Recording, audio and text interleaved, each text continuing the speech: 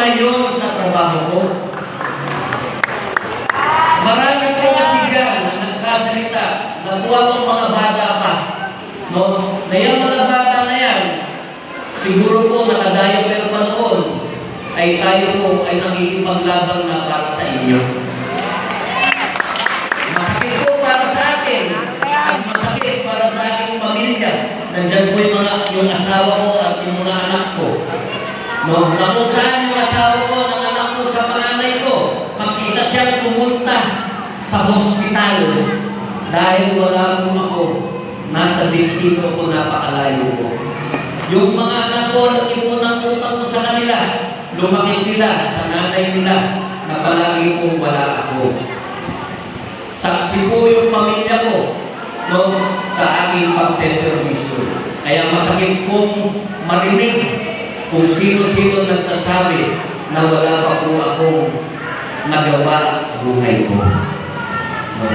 Yan po ang politika dito sa Pilipinas. Yan po ang sinasabi ni Amos kanina na walang ginawa kundi manira ng manira ng manira. No? Kaya po sana tayo, Amigos, matuto na po tayong pumili. Matuto na po tayong pumili ng isang tunay na leader, isang ama ng Angeles. Magsawa na po tayo sa mga politika na walang likpa kundi mangako ng mangako ng mangako. Ito lang po ang bibitawan namin sa inyo.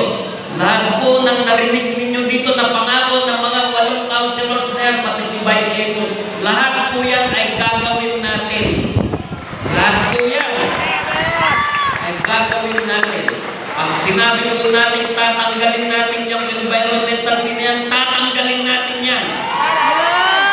Ang sinabi po natin, aayusin natin yung ONA na yan, aayusin natin yung ONA na yan.